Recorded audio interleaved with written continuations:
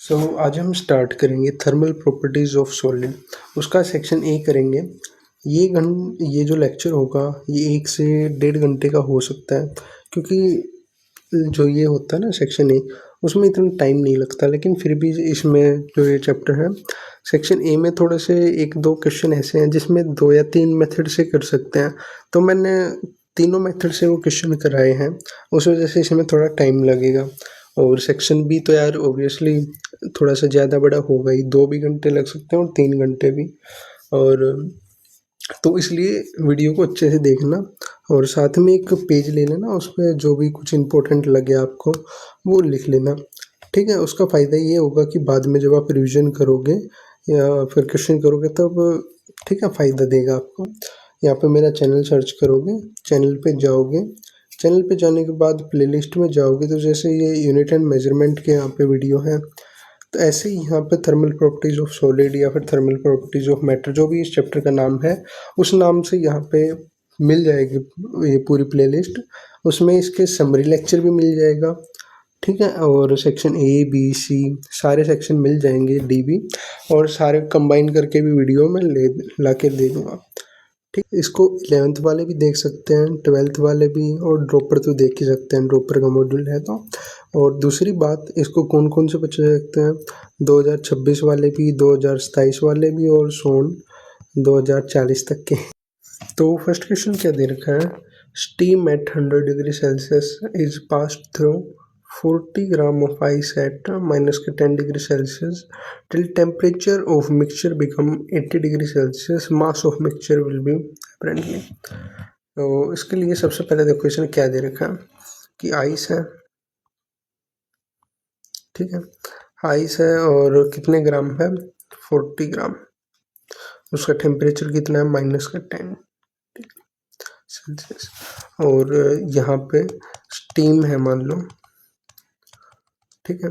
Steam का temperature कितना है, 100 डिग्री सेल्सियस, और 40 gram of ice, steam eight 100 degrees pass through 40 gram of ice eight, ठीक है।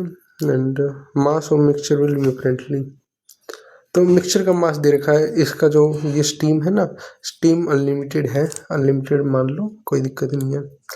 और मिक्सचर का मास पूछ रखा है, मिक्सचर मतलब जब ये 80 डिग्री सेल्सियस पे आ जाएंगे तब कितना मास हो जाएगा।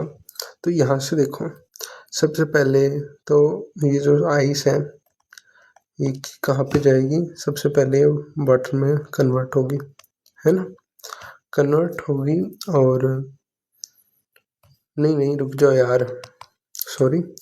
सबसे पहले तो ये आइस है ना, आइस अपना टेम्परेचर लो करके, हाई करके 0 पे लेके आएगी, 0 डिग्री सेल्सियस, और इसका मास कितना होगा, 40 ग्राम।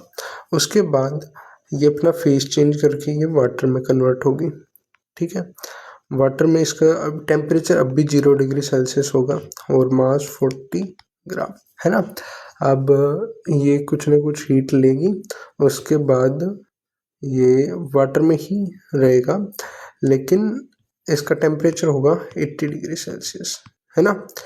अब सबसे पहले तो देखो, यहाँ से जब ये अपना टेम्परेचर हाई कर रही है, 0 डिग्री सेल्सियस कर रही है, 10 डिग्री सेल्सियस -10 डिग्री सेल्सियस से, तो इसको एनर्जी कौन सी चाहिए होगी, mS∆T, है ना, ये वाली हीट रिक्वायर्ड होगी।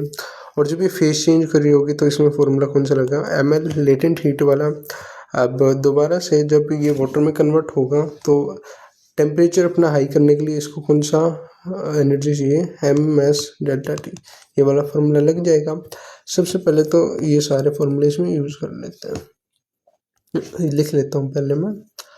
जो S है वाटर के लिए वो क्या है, 1, और S आइस के लिए क्या है, वो है हाफ, और S नहीं सॉरी, S का तो यूज नहीं होगा, L आइस क्या होगा, 80 कैलोरी, ठीक है। और L स्टीम वो क्या होगी, 540 कैलोरी, ठीक है। अब स्टीम के लिए भी देखो एक बार, स्टीम ये 100 डिग्री सेल्सियस पे है ऑलरेडी, तो ये क्या होगा, पहले वाटर में कन्वर्ट होगा, ठीक है। और इसका टेम्परेचर अब भी 100 डिग्री सेल्सियस ही होगा। अब ये एनर्जी लूज़ करके ये वाटर में कन्वर्ट होके 80 डिग्री सेल्सियस में हो जाएगा और ये दोनों मिक्स हो जाएंगे ना। अब मिक्स हो जाएंगे तो यहाँ पे फॉर्मूला कौन सा लग गया, एम एल, क्योंकि फेस चेंज कर रहा है ये वाले, और यहाँ पे एम एस डेल्टा टी ये वाला फॉर्मूला लगेगा। अब यहाँ पे देखो एम कितना दे रखा है 40 ग्राम, और 40 ग्राम है। एस कितना होता है आइस के लिए, हाफ, ठीक है। एंड टेम्परेचर का डिफरेंस कितना है, माइनस का 10 और जीरो में, हाँ 0 माइनस का 10, ये आगे सोल्व करेंगे तो 10 हो जाएगा ना, ठीक है। ये 10 हो गया क्योंकि माइनस माइनस प्लस हो गया था, 10 हो गया। अब यहाँ से हम क्या करेंगे, ये हो गया 20 इंटू 10 कितना हो जाएगा 200 कैलोरी, 200 कैलोरी तो यहाँ पे यूज हो जाएगी। अब यहाँ पे जो एम है वो कितना है 40 ग्राम, एंड एल जो है वो है 80 कैलोरी। मल्टीप्लाई करेंगे तो हीट कैलोरी आएगा या फिर क्या आएगा, यूनिट यार थोड़ा सा मैं ध्यान नहीं रहा, ठीक है। यूनिट आप देख लेना, कैलोरी ही होगी यार, हाँ कैलोरी ही होनी चाहिए मेरे हिसाब से तो, ठीक है। मल्टीप्लाई करेंगे तो 3200 कैलोरी, और यहाँ पे फेस चेंज हो जाएगा इतनी एनर्जी लेने के बाद। अब यहाँ पे मास कितना है अभी 40 ग्राम, और एस कितना है वाटर के लिए 1, और टेम्परेचर क्या है, टेम्परेचर 0 से 80 डिग्री जाने में टेम्परेचर का डिफरेंस कितना आ रहा है 80 का। अब यहाँ से मल्टीप्लाई किया था तो 3200 इतना आ जाएगा कैलोरी। ये पता है वीडियो में सेकंड टाइम मैं रिकॉर्ड कर रहा हूँ, गुस्सा तो बहुत आ रहा है। वीडियो जो मैंने रिकॉर्ड की थी ना वो करप्ट फाइल निकल गई यार, ऑनेस्टली बहुत बुरा लगा। और सिर्फ ये नहीं, मैंने इससे पहले यूनिट एंड मेजरमेंट का समरी लेक्चर रिकॉर्ड किया था। ओहो, यहाँ पे जो मास है ना स्टीम का उसको ml से रिप्रेजेंट करते हैं, मतलब अनलिमिटेड हमने मान रखा है, लेकिन इसका मतलब ये थोड़ी ना कि अनलिमिटेड का अनलिमिटेड ही सारा कन्वर्ट हो जाएगा, नहीं होगा। तो यहाँ पे L कितना है, L की जो L के वैल्यू है वो कितना है 540, और M को M से रिप्रेजेंट कर लो तो सिर्फ वाटर मतलब स्टीम से वाटर कन्वर्ट होने में इतनी हीट लॉस कर देगा ये। एंड यहाँ से एम डैश और specific heat capacity for water, क्योंकि यहाँ पे वाटर हो जाएगा ना ये, तो उसके लिए तो सिंपल एम से रिप्रेजेंट करेंगे। एंड मतलब एम से रिप्रेजेंट नहीं, क्योंकि ये वाटर है तो अब यहाँ पे S1 लेके चलेंगे वाटर वाली, और टेम्परेचर का डिफरेंस 100 माइनस के कितना हो जाएगा 100 माइनस के 80 दैट इज 20 हो जाएगा 20। अब यानी कि एम डैश 20। अब एक बात बताओ, एनर्जी वो होती है ना कंजर्व, क्या बोलते हैं उसको, कंजर्व रहती है एनर्जी, यानी कि क्यू यानी कि heat loss is equal to heat gain. अपने आप तो कहीं से हीट पैदा हो नहीं रही, जितनी हीट स्टीम कन्वर्ट मतलब लॉस करेगा ना 80 डिग्री सेल्सियस पे आने तक की, मैं यहाँ से यहाँ तक, उतनी तो ये आइस गेन कर सकता है ना यहाँ से यहाँ तक आने में, ठीक है। अब सबसे पहले तो जो ये लॉस हुई है वो कितनी हुई है एम डैश, रुक जाओ इसको थोड़ा सा मैं छोटा कर लेता हूँ, 1 मिनट रुको बस। ऐसे तो रहने दो, कोई नहीं, एक अलग पेज बना ही लेते हैं इसके लिए, या फिर रहने दो यहाँ पे आ जाएगा। तो यहाँ पे क्यों जो ये लॉस हुई है वो कितनी हुई है एम डैश 540 प्लस के 20 एम डैश, ये वाले हो गए ना, ये एम डैश 20 और ये M dash 540 is equal to gain कितनी मतलब कितनी हीट रिक्वायर्ड होगी 200 कैलोरी प्लस के 3200 प्लस के 3200। अब यहाँ से मास ऑफ जो ये स्टीम है उसकी वैल्यू आ जाएगी, इन सभी को ऐड कर दो तो M dash is equal to जो एम डैश 5 560 इजकल टू 3222 6440 हो जाएगा ना, ये दोनों ऐड होने के बाद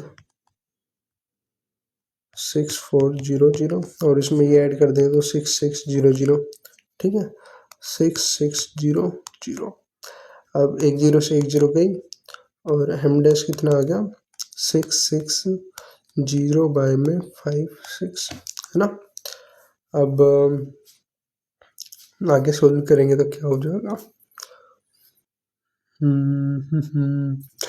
देखो अगर मान लो इसको तो पहले सोल्व कर लेते हैं, इसको ऐसे लिख सकते हैं 66 इंटू में 10, ऐसे कर लेंगे कोई दिक्कत नहीं है। 2 5 2 4 10 और ये कितना होगा 8 पे जाएगा, ये 33 पे। अब मान लो अगर ये 30 मतलब 33 बाय में 28 है, अगर मान लो ये 28 होता तब तो वैल्यू 1 आ जाती, और 1 आ जाती तो एम डैश की वैल्यू कितनी आ जाती 10, सिंपल। और क्योंकि अब देखो ये थोड़ी सी ज़्यादा है वैल्यू यार, इतना अब सोल्व करेंगे तो हम कहीं टाइम ही ख़राब करना है ये तो ये कितना हो जाएगा, थोड़ी सी तो ज़्यादा आ जाएगी, 11 आ सकती है, 12 आ सकती है, 13 आ सकती है ना। अब इस हिसाब से अगर ऑप्शन हम वैसे ही चेक कर लेंगे तो आंसर तो वैसे ही आ जाएगा ना। अब इतना सोल्व करके क्या फ़ायदा, अगर मान लो सारे ही ऑप्शन ऐसे दे रखे हो 12 13 14 तब तो कर ही क्या सकते हैं। अब ठीक है, लेकिन यहाँ पे हम 12 13 ऐसे कुछ मान लेते हैं। अब ऑप्शन हो जाएगा इस हिसाब से 1, और जो कि बिल्कुल गलत है। इसने मिक्सचर का मास पूछ रखा है ना कि स्टीम के उसका, इस हिसाब से जो mass of water from ice, जो ये आइस से वाटर बना एक तो वो, प्लस के mass of water plus from steam, ठीक है ये दोनों आने चाहिए। अब यहाँ से जो इसकी वैल्यू वो कितनी थी 40 ग्राम थी पहले, और ये कितनी आ गई मान लो 12 मान लेते हैं। तो क्योंकि देखो ये फर्स्ट ऑप्शन इसने 12 इसलिए दे रखा है ताकि हम कंफ्यूज हो जाएं और सीधा ऑप्शन फर्स्ट करेक्ट कर दें, लेकिन आंसर यहाँ से कितना आ गया 52 ग्राम, ठीक है। बाकी आप आगे सोल्व भी कर सकते हो, मुझे नहीं पता, ठीक है। इस हिसाब से आंसर नंबर सेकंड आ गया। अपना टाइम वेस्ट खराब कर सकते हो और आगे सोल्व करोगे तो इसको, बाकी यहाँ से ठीक है। अब चलते हैं सेकंड क्वेश्चन में। सेकंड क्वेश्चन क्या दे रखा है, the temperature at which Fahrenheit reading is 5 times of Celsius reading, यानी कि जो फ़ारेनहाइट है ना, फ़ारेनहाइट क्या दे रखा है 5 टाइम ऑफ सेल्सियस रीडिंग। अब एक बात बताओ, जो स्केल होता है वो टेम्परेचर स्केल, वहाँ से C बाय में 100 इजकल टू फ़ारेनहाइट माइनस के 32 बाय में 180 होता है ना। यहाँ से आगे बस फ़ारेनहाइट की वैल्यू ये 5C है, ये इसमें रख देंगे तो क्या हो जाएगा C बाय में 100, 0 से 0 गई, और इन दोनों रुक जाओ एक मिनट, 0 से 0 गई, और इन दोनों को अगर हम 2 से डिवाइड कर दें तो कितना हो जाएगा 5 बाय में 9, है ना। और इसको हटाओ, हट जाए यार, देख वैसे काम कर जाएगी लेकिन जब जरूरत हो ना बिल्कुल काम नहीं करेगी, ये हरकत इनकी बड़ी ख़राब लगती है मुझे। ये 9 को यहाँ पे ले जाएंगे, ठीक है, और ये 5 का 5 ऐसा का ऐसा रहने देते हैं। 9/5 इजिकल टू एफ की वैल्यू कितनी दे रखी है इन्होंने 5C माइनस के 32, है ना। अब 5 को उस साइड भेज दो, मल्टीप्लाई कर देंगे 5, ठीक है। देख क्यों नहीं हो रहा ये पता नहीं यार, ऑनेस्टली बताऊँ, अगर नोट्स के उसमें जाओगे ना, कभी आपको टैब लेना हो सिलेक्शन के बाद तो सैमसंग वगैरह ही ले लेना। लेनोवो का टैब लिया था मैंने, नोट्स मतलब वैसे पावरफुल है, ठीक है, वैसे पावरफुल है, वीडियो एडिटिंग काफ़ी अच्छी करा देता है, लेकिन नोट्स वगैरह बनाने में या फिर ऐसे ही जैसे मैं पढ़ा रहा हूँ ऐसे चीज़ों में सैमसंग किंग है यार इन चीज़ों में, ठीक है। सैमसंग हो गया, एप्पल भी ठीक है, बाकी अगर सारी चीज़ लेके के चलोगे ना आप, खाली नोट्स थोड़ी ना बनाओगे एप्पल में। इसलिए सैमसंग एंड्रॉयड में आप मोड हैप्पी के वगैरह सब कुछ कर सकते हो, मैं तो ठीक है क्या ही बताऊँ।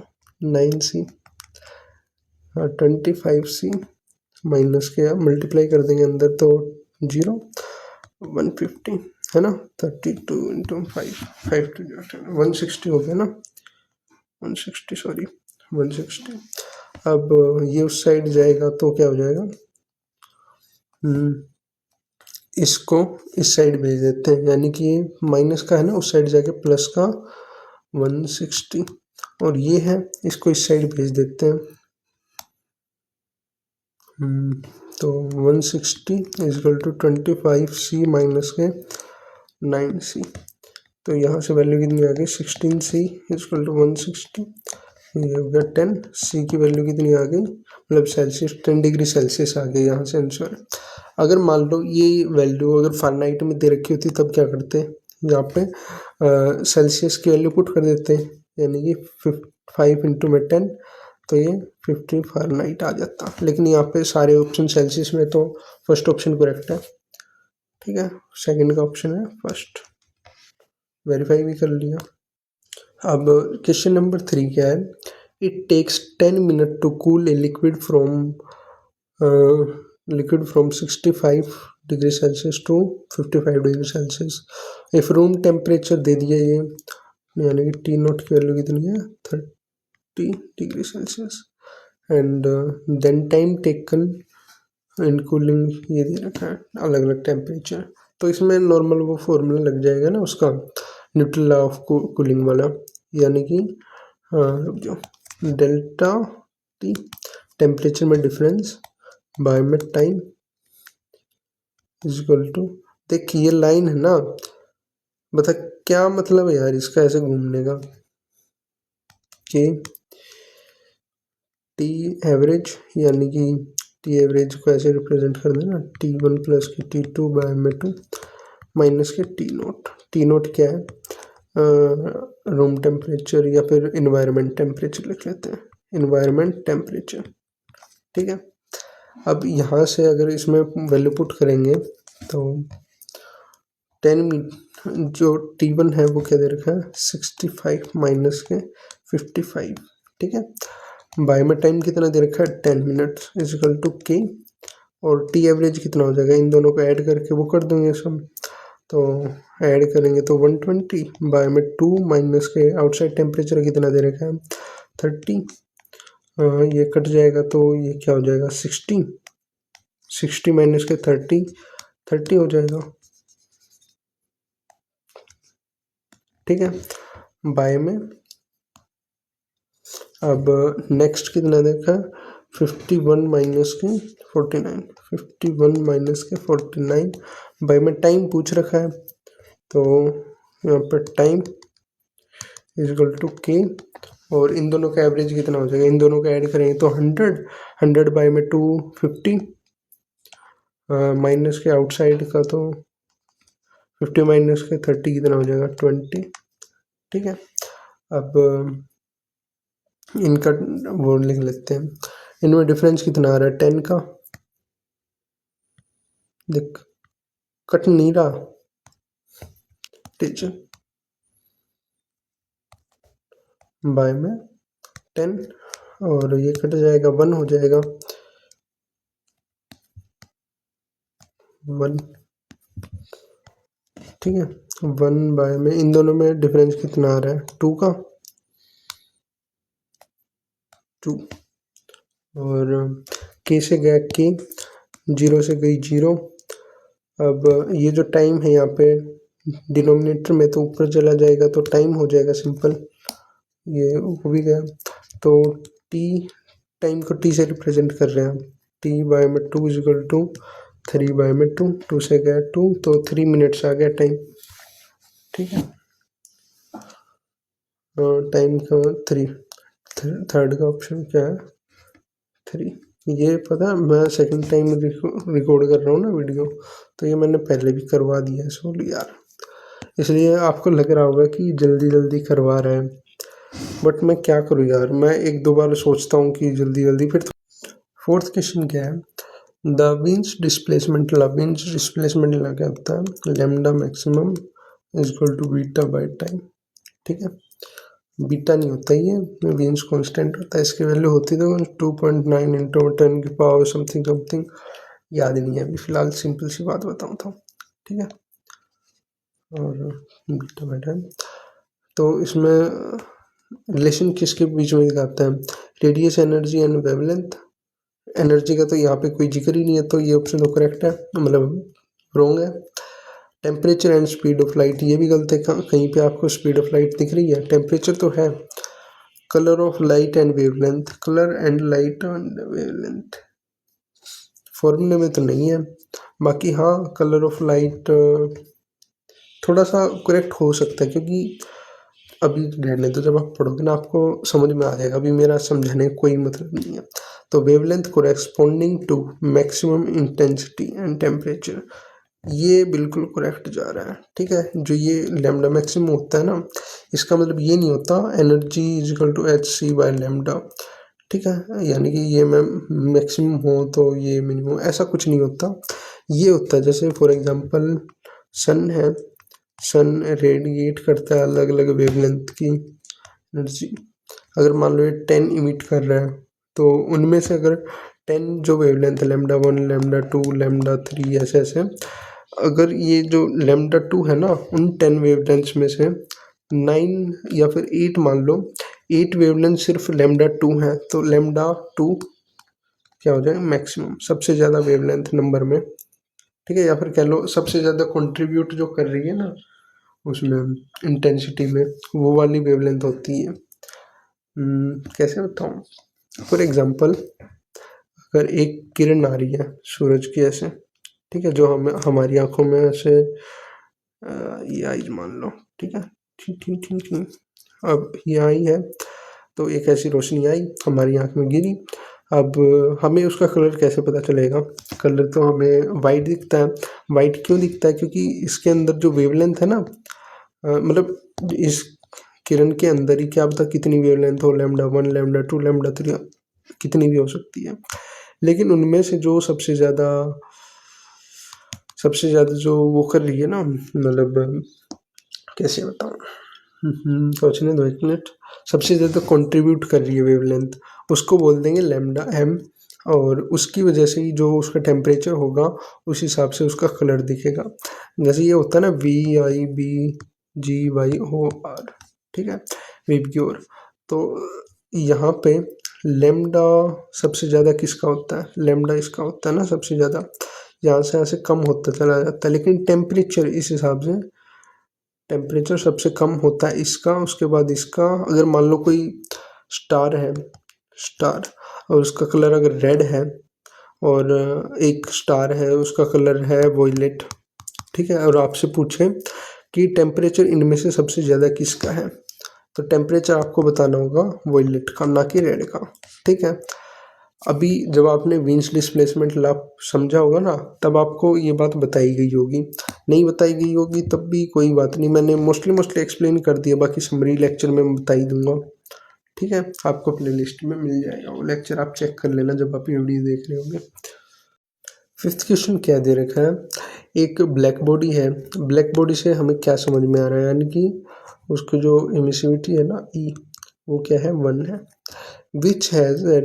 विच is at high temperature, temperature दे दिया है T, बी से रिप्रेजेंट कर लेते हैं ब्लैक बॉडी को, कितना दे रखा है T, एंड ई कितना दे रखा है, ई भी 1 दे रखा है, and emitted thermal radiation energy, यानी कि थर्मल रेडिएशन एनर्जी क्या दे रखा है, ई वाट पर मीटर स्क्वायर, यानी कि जो डी थीटा बाय में एरिया टी टाइम, ठीक है, इसकी वैल्यू कितनी दे रखी है टी। और जो नॉर्मल फॉर्मूला हम पढ़ते हैं, डी थीटा बाय में D T is equal to Wien's constant, emissivity, area and time, इसको यहाँ पे पहुँचा दिया है, तो इसकी वैल्यू दे रखी है, तो फॉर्मूला बस ये वाला यूज करेंगे हम। ठीक है, इसकी वैल्यू इसने दे रखी है ई टी, ये वाला फॉर्मूला यूज करेंगे। ठीक है, अब चलते हैं आगे। The thermal radiation emitted by a body of, अब ये अलग बॉडी दे दी है, इसको ई बी से रिप्रेजेंट, ई ए से रिप्रेजेंट कर लेते हैं। ई ए कितना दे रखा है 1/2 या फिर 0.5। टेम्परेचर कितना दे रखा है टी ए का, T बाय में 4। ठीक है। एंड पूछ के क्या रखा है, द थर्मल रेडिएशन यानी कि जो ये है ना, ये इसकी वैल्यू पूछ रखी है, तो सिंपल फॉर्मूला में पुट कर देंगे। ठीक है, तो इमिसिविटी डी थीटा बाय में A D T equal to sigma, नहीं Wien's constant, emissivity and time. ठीक है, तो सबसे पहले तो जो इसकी वैल्यू कितनी दे रखी है फर्स्ट बॉडी के लिए, ई, यानी कि ब्लैक बॉडी के लिए ई, एंड विंस कांस्टेंट की वैल्यू कुछ दी नहीं रखी है। इमिसिविटी हमें पता है 1 होती है ब्लैक बॉडी की, और टेम्परेचर दे रखा है टी। बाय में जो दूसरी बॉडी है उसके जो ये है ना डी एक्स, नहीं सॉरी, डी थीटा बाय में डी थीटा मतलब क्यों बोल देते हैं, हीट बोल देते हैं यार, डी टी बाय में ई। ठीक है, इसको हम एक्स मान लेते हैं। ठीक है, X is equal to sigma मतलब विंस कांस्टेंट, और इमिसिविटी हमें दे रखा 1/2, टेम्परेचर कितना दे रखा है, सॉरी यार इसकी पावर 4 होती है, कहाँ भूल गया मैं, इसकी पावर 4 और इसकी पावर 4, T/4 दे रखा है और इसकी पावर 4 हो जाएगी। अब क्या आगे सोल्व करना है, एक्स की वैल्यू निकालनी है, इससे ये गया, और आगे सोल्व करेंगे तो ये जो नीचे है डिनोमिनेटर में ऊपर जाएगा तो मल्टीप्लाई में हो जाएगा, मल्टीप्लाई में 2, और ये यहाँ पे डिनोमिनेटर में है तो ऊपर जाएगा तो डिनोमिनेटर में हो जाएगा, ऊपर जाएगा तो 4 की पावर 4।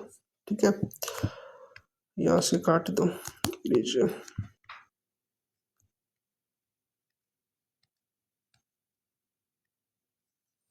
बच्चा क्या, जो ये है टी की पावर 4, नीचे भी टी की पावर 4 है तो ये कट जाएगा, बाय में सिग्मा भी काट दो, काट दिया। ऐसा जी पूरी फीलिंग ले रहे हो आप तो, है ना, डायरेक्ट काट मतलब इरेज ही कर रहे हो। अब क्या करेंगे, एक्स को उधर भेज देंगे और ये जो है इनको इस साइड भेज देंगे यहाँ पे, और जो एक्स है इनको वहाँ पे, ई बाय में 2 इंटू में 4 इंटू में 4 इंटू में 4 इंटू में 4, इनकी पावर को थोड़ा अच्छा लिख दिया मैंने, और यहाँ पे एक्स। अब 4 4 जा 16, 16 इंटू 2 32, 32। ठीक है, 32 इंटू में 4 इंटू में 4, 32 इंटू में 4 इंटू 4, 32 इंटू 4 करेंगे तो 128, 128 इंटू 4 512, यानी कि एक्स की वैल्यू कितनी आ गई, ई बाय में 512। ठीक है, वाट पर मीटर स्क्वायर।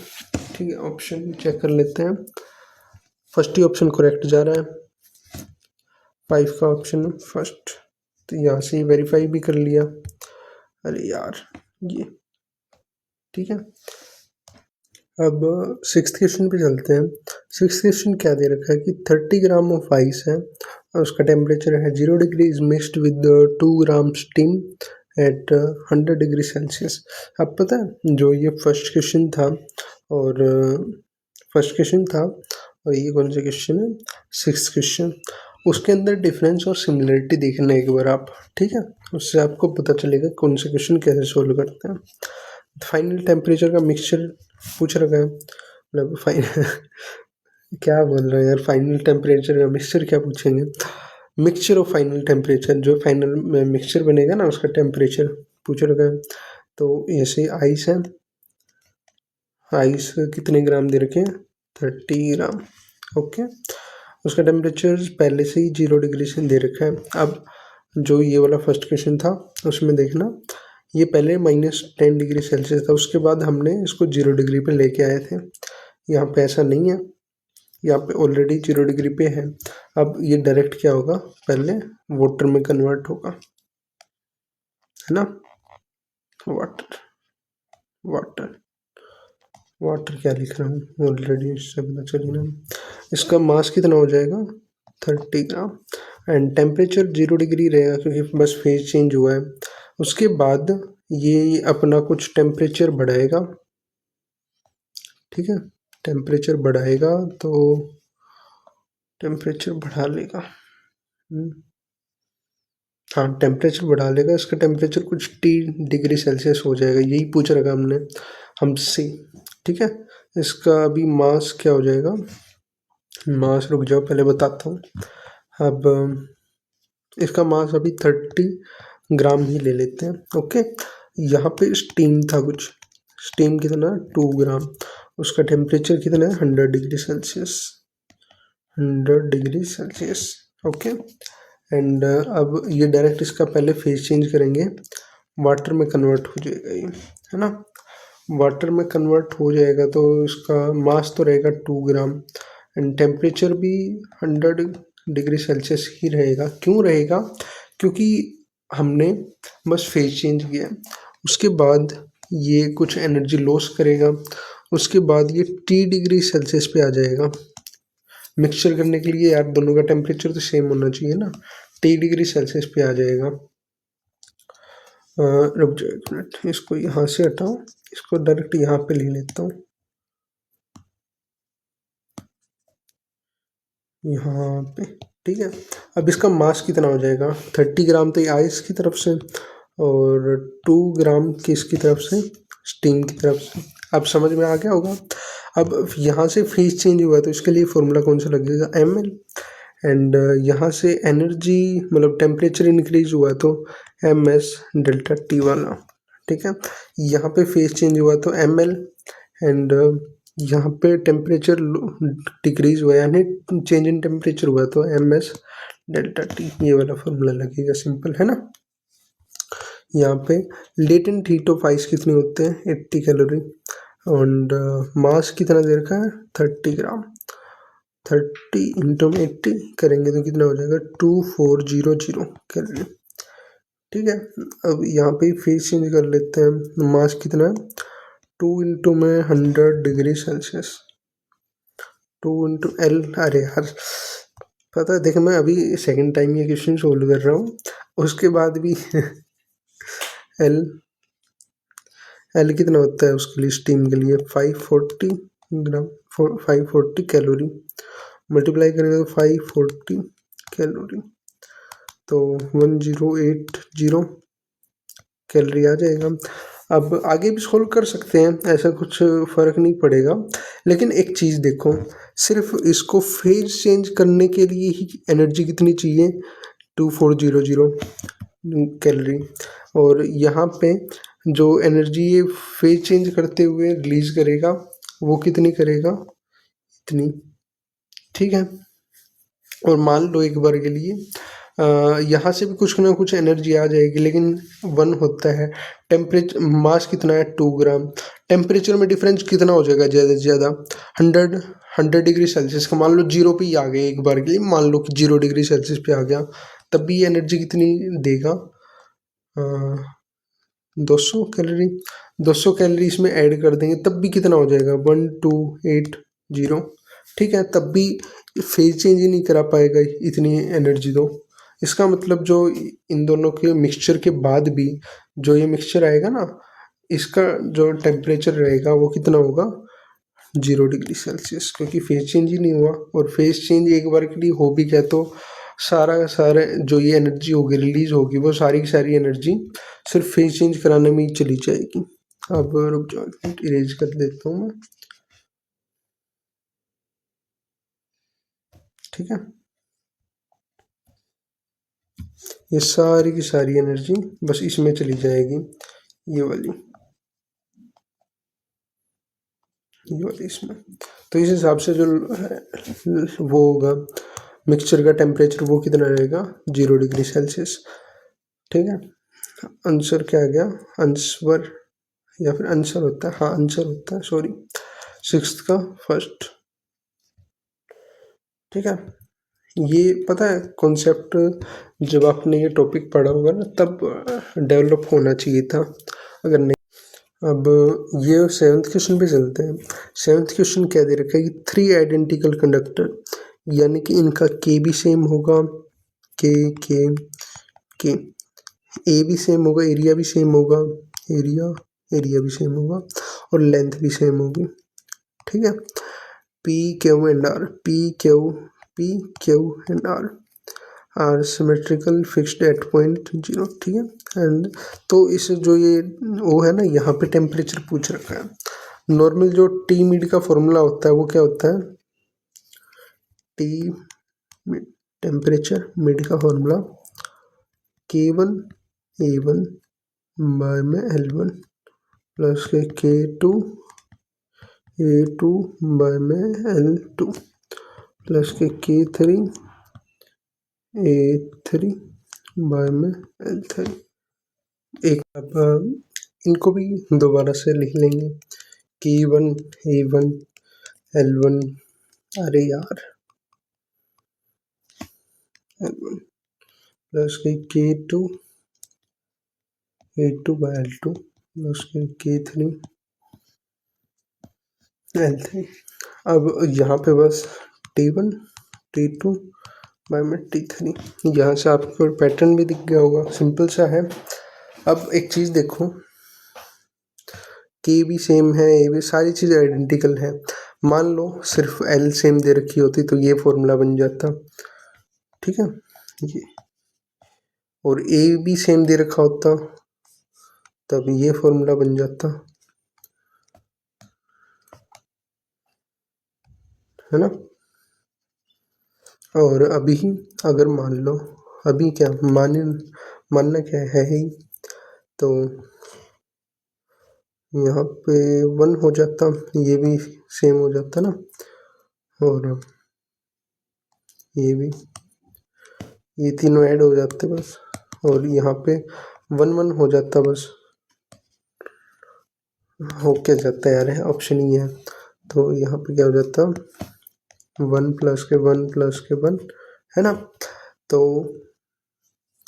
यहाँ पे फॉर्मूला कौन सा लगेगा, T1 प्लस के T2 प्लस के T3 बाय में 3, है ना। डायरेक्ट बस इसमें पुट कर दो। अब नहीं किया गया, T1 की तरह दे रखा है 60 प्लस के 40 प्लस के 50 बाय में 3, ऐड करेंगे तो 150 बाय में 3 ऑप्शन आ गया, तो 50 डिग्री सेल्सियस। अब ज़्यादा से ज़्यादा ऑप्शन अगर मान लो फ़ारेनहाइट में दे देते तो C बाय में 5 इजिकल टू फ़ारेनहाइट माइनस के 32 बाय में 9, इस फॉर्मूले से कर लेते हैं, है ना। फ़ारेनहाइट में कन्वर्ट कर लेते और तो क्या ही है। तो ऑप्शन नंबर कौन सा हो गया, 7th का थर्ड ऑप्शन। चेक कर लेंगे, वेरीफाई कर लेते हैं, या फिर मैंने मॉड्यूल से लिख रखा है, तो 7th का ऑप्शन नंबर 3 करेक्ट है। अब 8th क्वेश्चन क्या दे रखा है, thermal capacity of 50 gram of aluminium is, C पूछ रखा है, M दे रखा है, S दे रखा है, S की वैल्यू ये दे रखी है, फॉर्मूला पुट कर देते हैं, MS होता है C की वैल्यू, थर्मल जो कैपेसिटी होती है। यूनिट से भी आप देख सकते हो फॉर्मूले को, जो इसकी यूनिट होती है ना, मास की तो ग्राम, और S की यूनिट क्या दे रखी है, कैलोरी पर ग्राम पर डिग्री टेम्परेचर। केल्विन भी हो सकता है, कुछ भी हो सकता है, फ़ारेनहाइट, केल्विन, सेल्सियस, ठीक है। ग्राम से क्या ग्राम, तो इसकी यूनिट क्या आ गई, ग्राम बाय कैलोरी, तो सभी में यही है। और यहाँ से डायरेक्ट आप अगर मान लो फॉर्मूला नहीं भी पता होता तो ये यूनिट देख के आप फॉर्मूला पता कर सकते थे, है ना। कैसे पता कर सकते थे, जैसे S बाय में C अगर मान लो कर देते तो क्या होता, ये मतलब यूनिट से पता चल जाता ना कि यहाँ पे ग्राम आ रहा है, कुछ आ रहा है, ठीक है। अब वैल्यू पुट करनी है बस, इसमें क्या ही रह गया, इरेजर। 50 ग्राम के लिए पूछ रखा है, तो 50 इंटू में हाफ 25 कैलोरी पर डिग्री सेल्सियस। 25 दिक्कत क्या रहेगी यार, थर्मल कैपेसिटी ऑफ 50 ग्राम, अरे यार सॉरी, 0.25 दे रखा होता जब तो होता है 1/2, लेकिन 0.2 दे रखा है तो 1/5 होगा ना, 1/5। तो रुक जाओ एक मिनट, 50 इंटू में एस की वैल्यू दे रखी है 1/5, 10 डिग्री सेल्सियस आ गया। 10 डिग्री जो 10 कैलोरी पर degree Celsius. Option number 3 correct जा रहे हैं। 8th का हो गया 3, वेरीफाई भी हो गया। अब 9th क्वेश्चन में आ जाते हैं। 9th थ्योरी का ही है यार, इसमें मैं क्या ही एक्सप्लेन कर सकता हूँ। मैग्नेटिक थर्मामीटर, आप कितनी मैग्नेट उसकी वो कर सकते हो डिटेक्ट, ठीक है। आप इसका क्या बोलते हैं इसको, सन के टेम्परेचर कितना ही ज़्यादा हाई होता है उस पर थोड़े से उस पर फ्लक्चुएशन आते रहेगा तो पॉसिबल ही नहीं है ना मैग्नेटिक से। रेजिस्टेंस कोई भी चीज़ होगी सन के उस पर तो वैसे भी पिघल जाएगी। थर्मो इलेक्ट्रिक कैसी बात करते हैं कि यही बचता ऑप्शन, तो डायरेक्ट ये लगा दो 9th का ऑप्शन नंबर फर्स्ट, ठीक है। 10th पे चलते हैं। 10th क्या दे रखा है कि when water is heated from 0 degree Celsius to 10 degree Celsius then its density. Density पता क्या होता है कि 4 डिग्री सेल्सियस मैक्सिमम होती है वाटर की, उससे पहले भी कम होती है, उससे बाद में भी कम होती है। इसका मतलब जो डेंसिटी ऑफ वाटर का ग्राफ होगा वो क्या होगा, ऐसे कुछ बनेगा, है ना। थोड़ा सा गलत बन गया, यहाँ पे ये 4 डिग्री सेल्सियस है, 4 डिग्री सेल्सियस, ये मान लो 3 डिग्री सेल्सियस है, यहाँ पे 2 डिग्री सेल्सियस, उसके बाद यहाँ पे ये 5 डिग्री सेल्सियस और ये 6 डिग्री सेल्सियस। अब यहाँ पे देखो ऑप्शंस क्या दे रखे हैं। 0 से ये अगर मान लो 0 है ना, 0 से अगर ये 10 डिग्री पे जा रहा है तो इंक्रीज कर रहा है, बिल्कुल नहीं कर रहा है। इंक्रीज कर रहा होता तो ऐसा कुछ ग्राफ बनता। ये तो ऑप्शन गलत हो गया ना, इरेजर, ठीक है। डिक्रीज कर रहा है, डिक्रीज भी पॉसिबल नहीं है, डिक्रीज कर रहा होता तो ऐसे जाता। अब ये भी ऑप्शन गलत हो गया, है ना। फर्स्ट इंक्रीज देन डिक्रीज, पहले इंक्रीज कर रहा है, हाँ बिल्कुल ठीक बात है, उसके बाद ये डिक्रीज कर रहा है, तो इस हिसाब से 10th का ऑप्शन नंबर क्या जा रहा है, 3rd। फर्स्ट 4th का ऑप्शन क्या है, 4th मतलब फर्स्ट डिक्रीज, डिक्रीज तो दिख ही नहीं रहा है, इंक्रीज कर रहा है तो गलत हो गया ये भी। 10th का ऑप्शन नंबर 3 करेक्ट है इस हिसाब से, ठीक है। वेरीफाई भी कर लिया हमने। अब चलते हैं 11th क्वेश्चन में। 11th क्वेश्चन क्या दे रखा है, the maximum wavelength of black body emission lambda भी चेंज। देखो इसका वीन्स का जो फॉर्मूला आता है वीन्स लॉ का, लेमडा हैम इज इक्वल टू ये इसका कांस्टेंट बाय में टेम्परेचर। तो इस हिसाब से लेमडा इन्वर्सली प्रोपोर्शनल होती है ना टेम्परेचर के, तो इन्वर्सल उसके लिए कौन सा ग्राफ वैलिड होता है, 3rd ऑप्शन करेक्ट होगा। और यहाँ पे एरिया वेरिया मत देखने लग जाना यार, ठीक है। जो सा आप सोच रहे हो ना वो यहाँ पे ऐसा कुछ होता है वो ग्राफ, इंटेंसिटी बाय में लेमडा, उसका ऐसा कुछ बनता है। तो अगर यहाँ पे इंटेंसिटी होता और यहाँ पे लेमडा होता तब तो ये करेक्ट जाता, ये तो किसी हालत में ये भी नहीं, तो ये ऑप्शन बस करेक्ट होगा यहाँ पे टेम्परेचर। इरेजर, तो ऑप्शन नंबर 3 करेक्ट जा रहा है। वेरीफाई कर लेते हैं 11th का कौन सा 3, ये मॉड्यूल से मैंने आंसर लिख रहा। अब चलते हैं 12th क्वेश्चन में। 12th क्वेश्चन क्या दे रखा है, इन नेचुरल कन्वेक्शन हाँ a heated portion of liquid moves because of, ये पता है थ्योरी वाला क्वेश्चन लेकिन फिर भी कोई बात नहीं मैं बता देता हूँ, बाकी आप थ्योरी पढ़ोगे तभी ज़्यादा समझ में आएगा। इसमें ऐसा कुछ होता है कि जो भी लिक्विड है, मान लो ये लिक्विड है तो ये अपर सरफेस होगा ना उस पर डेंसिटी, मतलब देखो रुक जाओ, अगर मान लो यहाँ पे हम हीट करते हैं वाटर, मान लो इसको, ठीक है वाटर, अगर यहाँ पे हम आग लगा देते हैं, ठीक है क्या कर रहा हूँ, ठीक है ऐसे आग लगा दी तो इसका टेम्परेचर क्या हो जाएगा, हाई हो जाएगा, है ना। हाई हो जाएगा तो क्या हो जाएगा, T is equal to mass by में वॉल्यूम। वॉल्यूम एक्सपेंड करेगी तो क्या हो जाएगा, डेंसिटी लो हो जाएगी। इस हिसाब से जो ये वाला वाटर होगा ना, ये वाला वाटर, इसकी डेंसिटी कम हो जाएगी इस वाले से। और हमें पता है कि जो डेंसिटी जिसकी लो होती है वो ऊपर चला जाता है।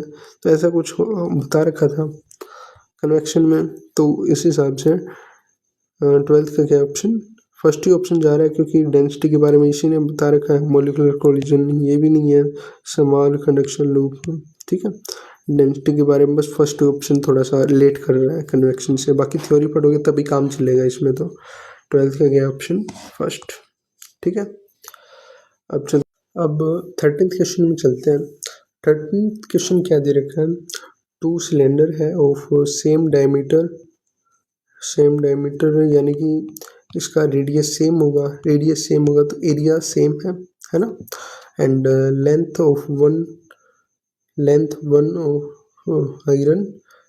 One of iron and other of silver are placed in close contact as shown in the figure. तो इसने दे रखा है कि सेम डायमीटर और सेम लेंथ है, एरिया लेंथ ये दे रखा है, एंड अदर ऑफ, ठीक है। If the thermal conductivity of silver is 11 time that of iron, अगर आयरन की कंडक्टिविटी को हम मान लेते हैं कि, है ना, कि हाँ के मान लेते हैं, तो जो ये इसको यहाँ पे के से रिप्रेजेंट कर लेते हैं, और जो ये सिल्वर है ना, सिल्वर कंडक्टिव 11 की है। Then temperature of interface A is approximately, यहाँ पे इसका टेम्परेचर पूछ रखा है। ऐसा क्वेश्चन नीट 2025 में भी आया है, एंड ठीक है, काम आएगा ये। इसमें 3 मेथड से कर सकते हैं हम इसको। मेथड 1, यहाँ पे देखो एक चीज कि यहाँ पे हमें ये पता चल रहा है कि लेंथ सेम है। इसका मतलब क्या हो गया, इस पूरे की अगर लेंथ 12 है और ये एल पे है ना, तो इस हिसाब से मिड पे है, तो मिड वाला वो लगा देंगे फॉर्मूला। टी मिड क्या होता है, K1 A1 बाय में L1 plus K2 A2 bye में L2 बाय में K1 A1 बाय में L1 plus K2 A2 bye में L2। एंड यहाँ पर टेम्परेचर 1, टेम्परेचर नंबर 2 यानी कि टेम्परेचर 2, टेम्परेचर 1 ये मान रखा हमने। अब यहाँ पे पुट कर देंगे वैल्यू। अब सबसे पहले देखो, इसने लेंथ सेम दे रखी है और एरिया सेम दे रखा है। कौन सा क्वेश्चन था वो, एक मिनट, हाँ ये वाला। इसमें मैंने थोड़ा सा एक्सप्लेन किया था ना ऐसे ही, तो उसमें मैंने बताया नहीं कि वो कट कैसे रहे हैं, इसमें बता देता हूँ मैं, ठीक है। कई बच्चों को फिर थोड़ी सी कन्फ्यूजन रहती है ना। अगर मान लो यहाँ से हम कॉमन निकाल लें, कॉमन अगर एरिया सेम है तो एरिया कॉमन आ जाएगा, है ना, एरिया कॉमन आ जाएगा। और यहाँ से भी एरिया कॉमन आ जाएगा क्योंकि सेम है। एंड लेंथ भी सेम है तो एल भी कॉमन आ जाएगा ना, एल बाय में एल, यहाँ से भी सेम आ जाएगा। तो ये दोनों ऊपर से नीचे सेम है तो ये कट जाएंगे। तो बचा क्या, टी मिड का फॉर्मूला क्या बच गया, अब टी मिड का formula K1 T1 plus K2 T2 by में K1 plus K2। Value put कर लेंगे। K1 क्या है, K1 की दे रखा है, के टेम्परेचर कितना है 100 degree Celsius, 100 and plus K2 की वैल्यू 11 की है लेकिन टेम्परेचर है 0, तो ये वैसे कट गया। बाय में K1 की वैल्यू है की प्लस के ये कितना है 11 की, इन दोनों को अगर ऐड कर देंगे तो 100 माइनस के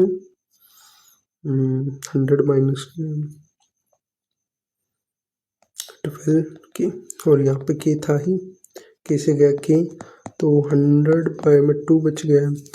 तो ये नियरली कितना 100 माइनस 12, अगर मान लो ये 10 होता तो इसकी वैल्यू कितनी आ जाती, 10 आ जाती है ना, लेकिन 12 है तो 100 से थोड़ा कम आएगा, यानी कि यहाँ पे जब ये आ जाएगा ना इसका टेम्परेचर थोड़ा बिल्कुल ही कम होगा, 100 के आसपास, मतलब 10 के आसपास होगा, क्योंकि यहाँ पे अगर 12 है, अगर यहाँ पे 10 दे रखा है, अगर मान लो यहाँ पे 10 होता तब तो इसकी वैल्यू आती 10, लेकिन ये थोड़ी सी ज़्यादा है तो ये कम होना चाहिए ना इस हिसाब से, तो 10 से थोड़ा कम आएगा, तो ऑप्शन नंबर 3 करेक्ट जा रहा है, 13th का 3 ऑप्शन यहाँ से करेक्ट आ रहा है। लेकिन ठीक है, मान लो इससे नहीं आया समझ में, सेकंड मेथड देख लो।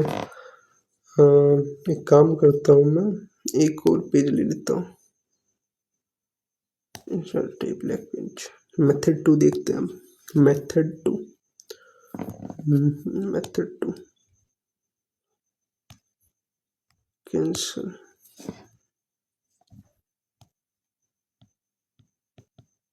मेथड 2।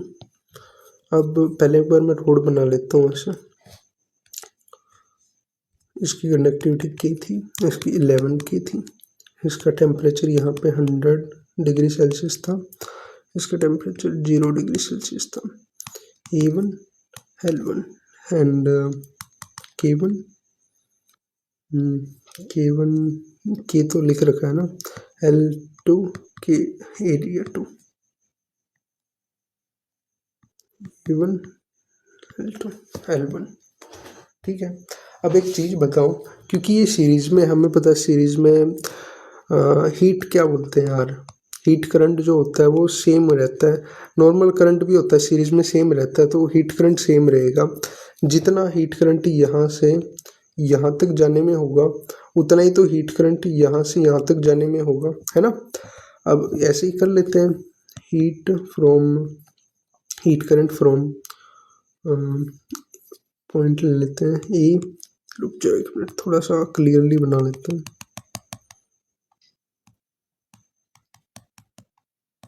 क्या कर रहा हूँ यार, पता है ऐसी हरकतों की वजह से गुस्सा आता है। ए बी सी, ठीक है, हीट करंट फ्रॉम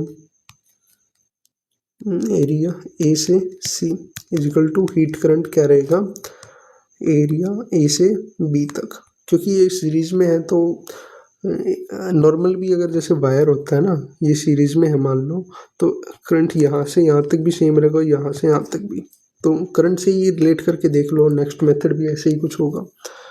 अब अगर एरिया ए से सी तक जाना है तो पहले रजिस्टर निकालना पड़ेगा, रजिस्टर का फॉर्मूला क्या होता है, आर इक्विवेलेंट क्या आ जाएगा यहाँ से, R1 प्लस के R2 है ना, R1 प्लस के R2 आएगा, तो R1 का फॉर्मूला क्या होगा, R का फॉर्मूला क्या होता है, L बाय में K1 A1 प्लस के L बाय में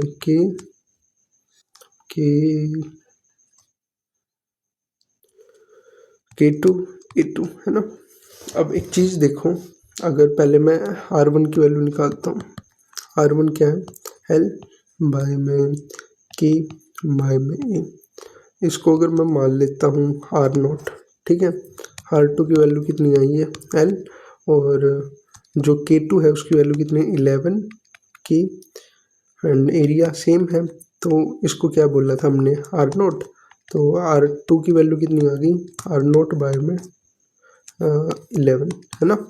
तो यहाँ से इसकी वैल्यू पुट कर देंगे डायरेक्ट, इतना क्यों सॉल्व करना है, R0 प्लस के R0 बाय में 11, आगे सोल्व करेंगे तो R इक्विवेलेंट की वैल्यू कितनी आ गई 12 R0 बाय में 11, है ना।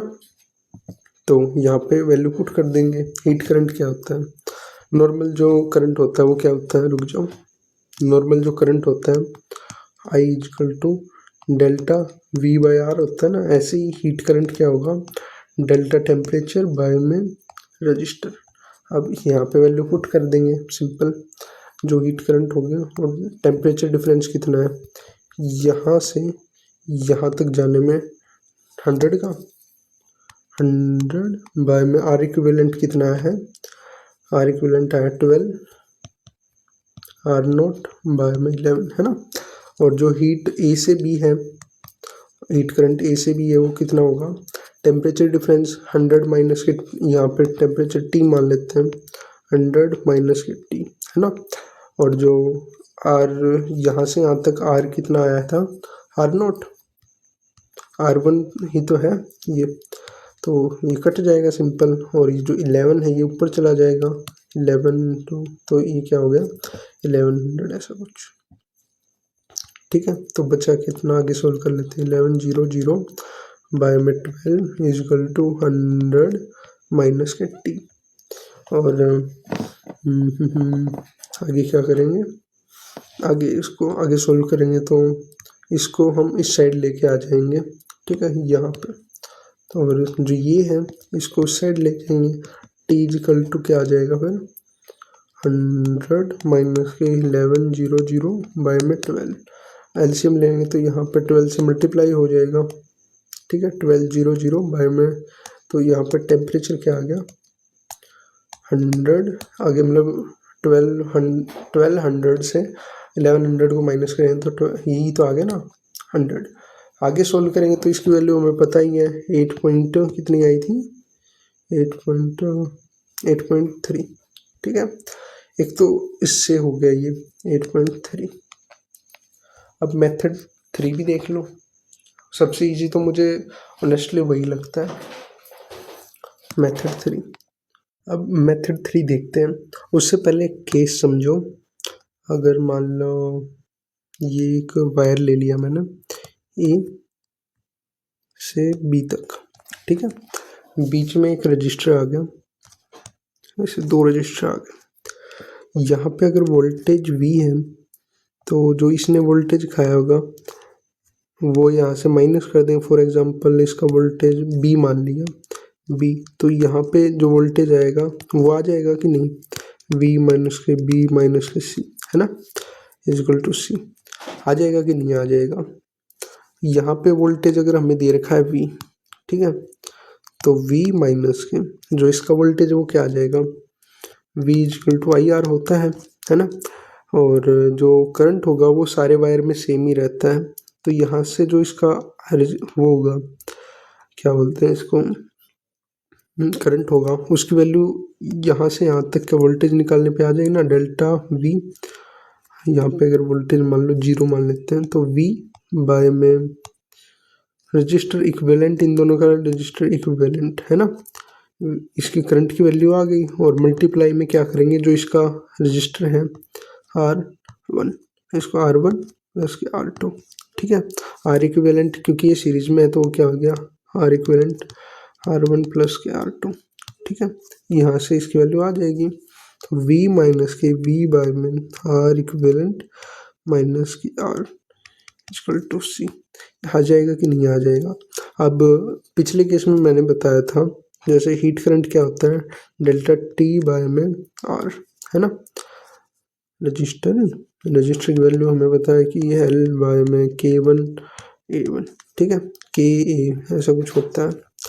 और अगर इसको कंपेयर करेंगे, अगर मान लो करंट से, इलेक्ट्रिक करंट से, तो डेल्टा V बाय में R वही तो है ना, जो डेल्टा T है उसको R से रिप्रेजेंट किया है।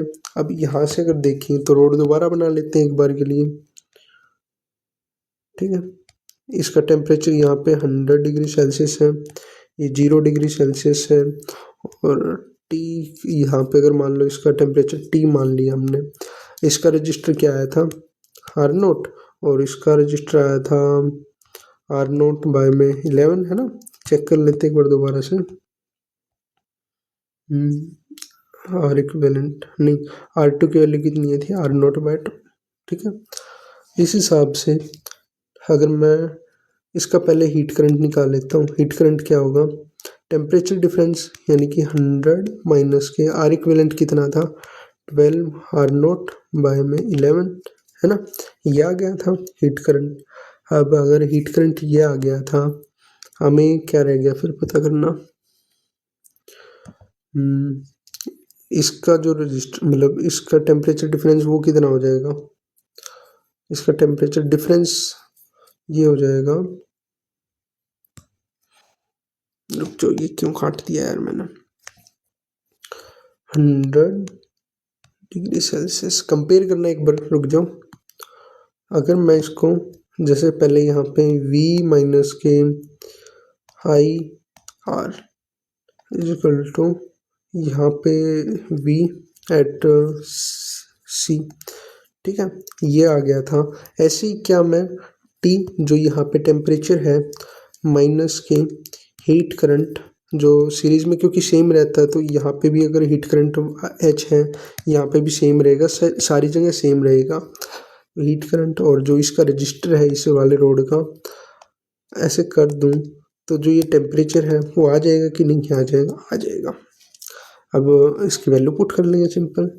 टेम्परेचर कितना था 100 डिग्री सेल्सियस माइनस के जो हीट करंट यहाँ पे आया है उसकी वैल्यू कितनी आई है 100 माइनस के 12 आर नोट बाय में 11 है ना, एंड मल्टीप्लाई में जो इसका रजिस्टर है वो कितना था आर नोट से गया आर नोट और यहाँ पे टी की वैल्यू आ जाएगी। अब इसको ऊपर भेज दें क्योंकि डिनोमिनेटर में है तो डिनोमिनेटर में जाके मल्टीप्लाई हो जाएगा। एलसीएम लेंगे तो यहाँ पे क्या हो जाएगा 1200 माइनस के 1100 बाय में 12 है ना, ये हो जाएगा। अब वही आ गया यार टी की वैल्यू कितनी आ गई 100 माइनस के 12 दैट इज 8.3, ठीक है। बाकी एक बार सोल्व कर लेते हैं, अभी तक हमने सोल्व नहीं किया है। 100/12 एक पे तो जाने से रहा, किस पे जाएगा 8 1 12 1 जा 12 4 24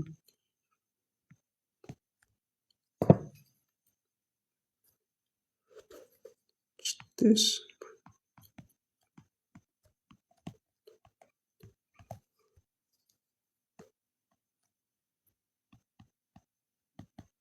है ना, टेबल लिख दी मैंने। अब किस पे जा रहा है सबसे क्लोज कौन सा है उसके 100 के 96, 9 पे जाएंगे तो 108 हो जाएगा तो पॉसिबल ही नहीं है। तो 96 रुक जाओ 96 पे गया, यहाँ पे इसके पास कुछ है नहीं, 0 है तो इससे लेगा, इसके पास भी नहीं है तो 1 से लेगा, तो ये तो बन गया 10 और 10 के पास अब यहाँ पे बन गया 9 और यहाँ पे भी 9, ठीक है। यहाँ पे ये आ गया 10, यहाँ पे बन गया 10 माइनस के 6 कितना हो जाएगा 4 और 9 माइनस के 9 0 4। अब यहाँ पे एक कैरी मंगवा लिया हमने। अरे यार कुल मिला के 8.3 आ रहा है, आप सोल्व कर लोगे। अब मैं डिवीजन थोड़ी ना सिखाऊंगा आपको, तो तीनों मेथड से मैंने सेम आंसर निकाल के दिखा दिया है 8.33, ठीक है। अब 14th क्वेश्चन क्या दे रखा है कि thermal conductivity of road depends on के की वैल्यू पूछ रही है, किस पे डिपेंड करती है। के की वैल्यू मटेरियल पे डिपेंड करती है, ना लेंथ पे, ना मास पे, ना क्रॉस सेक्शन पे। तो सिंपल सी बात है यार, सिंपल सी बात है। रजिस्टर क्या होता है, जो इलेक्ट्रिक रजिस्टर होता है रो L/A है ना, और रो क्या होता है 1 बाय कंडक्टिविटी है ना, तो इसको ऐसे भी लिख सकते हैं लेंथ बाय में के ही है ना, और लेंथ बाय के ही, मतलब ये कंडक्टिविटी अलग है और ये जो थर्मल कंडक्टिविटी अलग है, लेकिन फिर भी सेम ही तो बात होगी ना यार, लेंथ बाय में के ई। ऐसे तो मैंने अभी तक सोचा ही नहीं था वैसे, ठीक है। मैं कंफ्यूज रहता था ऑनेस्टली बताऊँ तो पहले, लेकिन अभी क्वेश्चन करा रहा तो ये बात मेरे ध्यान में आई।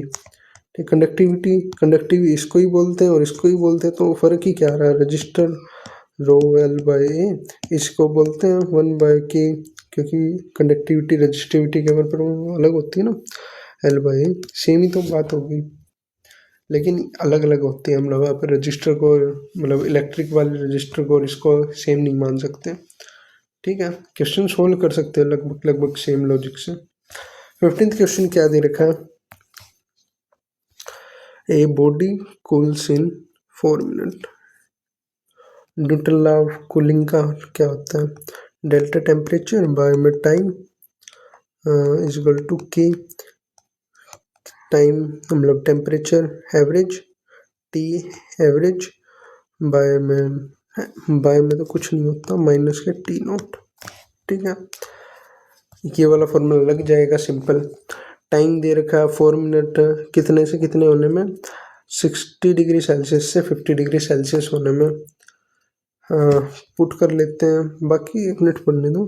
The temperature of the body after the next 4 minute is next 4 minute. अब एक चीज़ बताओ, 4 मिनट जब ये 60 पे था, 60 से 50 होने में तो 4 मिनट लग रही है। अब ये 50 पे आ गया है। अब हमें पता है कि जो जितना ज़्यादा हॉट होगा उसके कूल होने में उतना कम टाइम लगेगा। अब यहाँ पे सिर्फ 10 डिग्री कम करने में इसको 4 मिनट लग रहे हैं।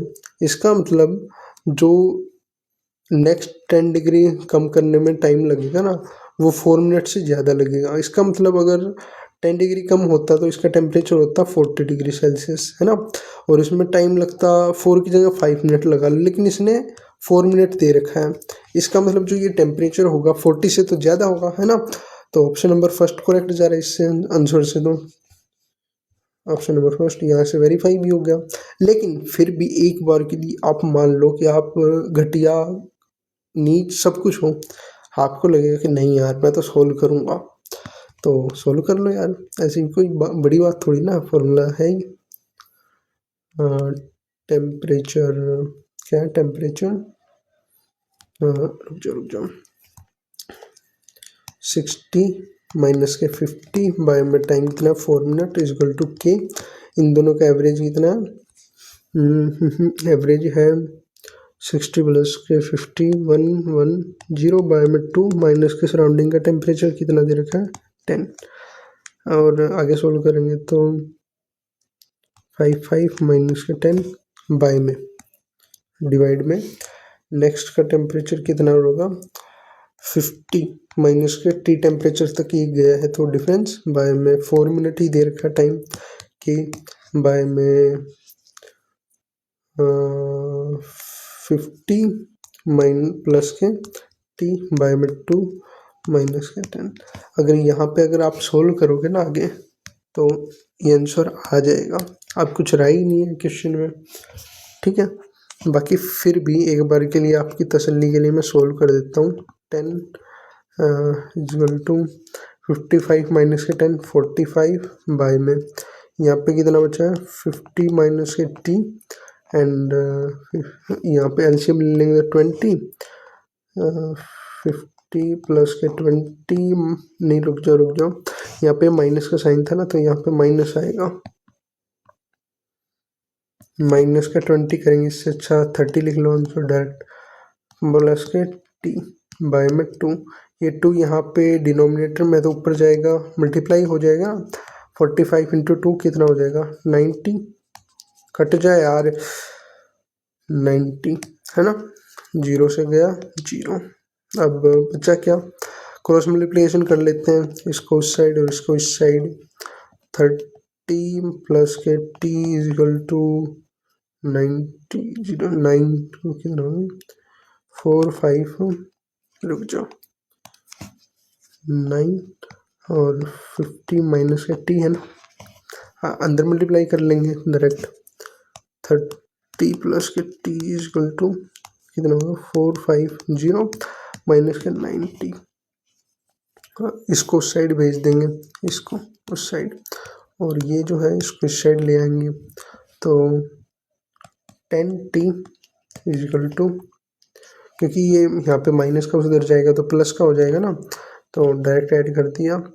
या फिर इसको ऐसे लिख लेते हैं, रुक जाओ, t प्लस के 90 इज इक्वल टू 450, यहाँ पे प्लस का उधर जाएगा तो माइनस का 30, यहाँ पे क्या 10t is equal to 450 minus के 30 करेंगे तो 0 से गया 0, टेम्परेचर कितना आ गया 42 डिग्री सेल्सियस। इससे ये प्रूफ भी हो गया। बाकी यहाँ से अंदाज़ा लगाने से आंसर फर्स्ट आ ही रहा था, तो फालतू भड़क लेंगे तो उसका कुछ मतलब ही नहीं है। ऑप्शन नंबर फर्स्ट हो गया करेक्ट। अब ठीक है, अब आप ये बताओ कि आपको वीडियो कैसी लगी, कमेंट्स में बता देना। जैसा कि मैंने स्टार्टिंग में बताया था कि जो सेक्शन ए होगा ना, सेक्शन ए, उसमें इतना ज़्यादा टाइम नहीं लगेगा। और ये तो मैं यार सेकंड टाइम वीडियो रिकॉर्ड कर रहा हूँ, तो आप भी मेरा पेशेंस देखो। एक ही दिन के बाद, एक ही दिन के अंदर सेकंड टाइम रिकॉर्ड कर रहा हूँ, उसके बावजूद भी मैंने काफ़ी अच्छे से सॉल्व करवाया है आपको। और टाइम जितना कम हो सके उतने कम में क्वेश्चन करवाए हैं। इसमें मैंने दोनों मेथड बता दिए जैसे कर सकते हो।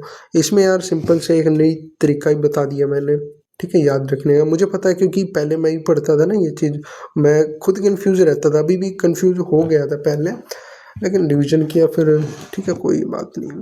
जो ये वाला क्वेश्चन था, कोई नहीं बताएगा आपको, ये 3 मेथड डायरेक्ट फॉर्मूला बताएंगे। मैंने तीनों मेथड से करवा दिया आपको, ठीक है। इसमें भी थोड़ा बहुत जितना भी मुझसे हुआ एक्सप्लेन कर दिया मैंने, बाकी एनसीईआरटी पढ़ लो या फिर जब अपने सर ने करवाया होगा तभी करना पड़ता है यार। हर एक क्वेश्चन में मैंने जितनी अपनी जान लगा सकता हूँ मैं उतने अच्छे से मैंने आपको एक्सप्लेन किया है। अब अब आपको क्या करना है, कमेंट्स में बताओ कि वीडियो कैसी लगी, ठीक है, कमेंट्स। दूसरी बात, चैनल को सब्सक्राइब करना तो यार कर लो, बाकी ठीक है, वीडियो देखते रहो बस, और कुछ नहीं है। सब्सक्राइब तो ऑलरेडी ठीक है, काफ़ी है, ठीक है। और ज़्यादा से ज़्यादा आप क्या कर सकते हो, इंस्टा पे सपोर्ट कर सकते हो, 10 फॉलोवर है यार, काफ़ी बुरा लगता है, ठीक है। एंड और क्या, टेलीग्राम ज्वाइन कर लो। समझ नहीं आ रहा क्या क्या बोलूँ, ठीक है, बस कमेंट्स में बताना कि कैसी लगी वीडियो। ये वाली चीज़ मुझे काफ़ी ज़्यादा अच्छी लगेगी, है ना। मैं देखता रहता हूँ कमेंट्स और आते रहते हैं कि सर ऐसा है वैसा है, मज़ा आ जाता है, ठीक है। चलो ठीक है फिर, अब इसको मैं उसमें प्लेलिस्ट में ऐड कर दूँगा।